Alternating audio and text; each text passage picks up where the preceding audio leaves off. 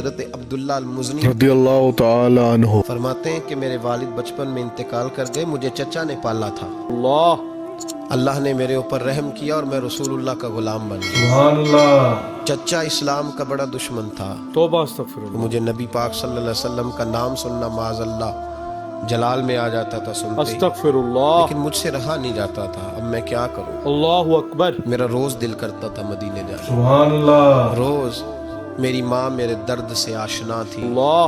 ایک دن میں تڑپ اٹھا، میں نے کہا اماں مجھے پتا ہے تو نے میری خاطر نکاح نہیں کیا، لیکن اماں میرا اب دل نہیں لگتا، چچا جانے نہیں دیتا۔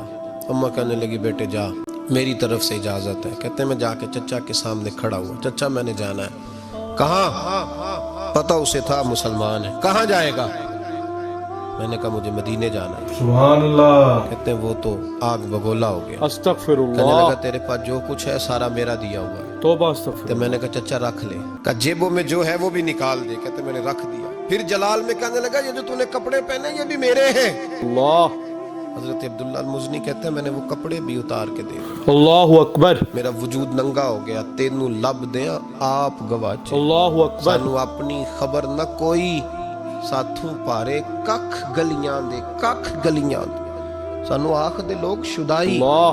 کیونکہ اسی ننگ نموس دا ساڑ کے چولا، گل پہنے تاج گدائی، آزم اپنا آپ گوایا ہے، اللہ۔ تا یار نے چاتی پائی۔ سبحان اللہ۔ فرمانے لگے میں اماں کے پاس گیا اور جا کے کہا اماں پہلے بھی تو میں ایک دن ننگا پیدا ہوا تھا، تو نے کپڑے دیے، اللہ۔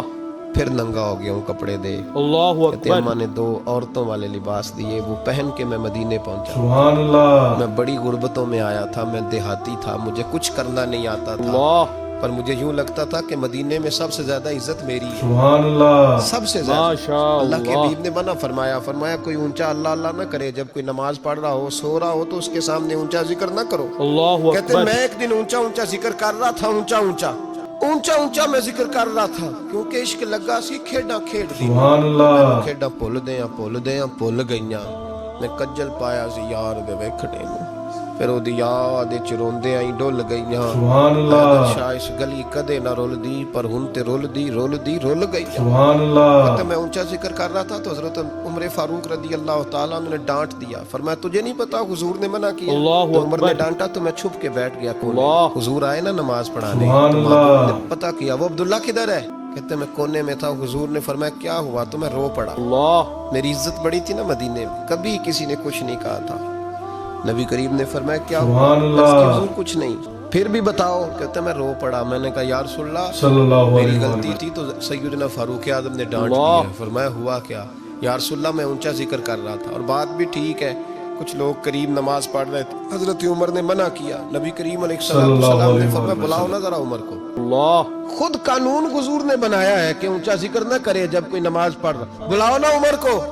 جناب عمر آئے تو حضور نے فرمایا عمر میرے عبداللہ کو کوئی نہ ڈالے، سبحان اللہ۔ کسی ان پڑھ سے، کسی دیہاتی سے، کسی بھولے سے انداز دیکھے حضور کا، اسے کوئی نہ ڈانٹے۔ سبحان اللہ۔ حضور نے فرمایا تمہیں پتہ ہے یہ میرے لیے کتنی تکلیفیں برداشت کر کے آیا؟ سبحان اللہ۔ صحابہ فرماتے ہیں یہ خوش نصیب ہے جس کی روح بھی محبوب کے ہاتھوں میں نکلی۔ سبحان اللہ۔ اور جب جنازہ اٹھا، اللہ اکبر۔ حضور کی داڑھی سے ہم نے آنسوؤں کے قطرے ٹپکتے دیکھے۔ سبحان اللہ۔ مدینے میں رواج تھا کہ قبر میں قریبی عزیز اتارا کرتے تھے، پر ان کا تو مدینے میں رشتہ دار ہی کوئی نہیں تھا۔ اللہ اکبر۔ حضرت عمر فاروق اور جناب ابو بکر صدیق کہنے لگے ہم قبر میں اتارتے، ہم اتارتے۔ اللہ اکبر۔ جب ان دونوں نے اٹھایا قبر میں گئے تو کہتے ہیں کمال دیکھو، اللہ کے رسول ہم دونوں سے پہلے قبر میں اتر گئے، سبحان اللہ۔ اور حضور نے یا البدایہ والنہایہ میں موجود ہے، کہا مجھے دو میں قبر میں اتارتا ہوں۔ سبحان کہتے ہیں اللہ۔ حضور نے تنے تنہا پکڑا، تنے تنہا قبر میں اتارا، سبحان پس اللہ۔ مردن فرشتوں نے جو تلاشی لی تو کیا نکلا؟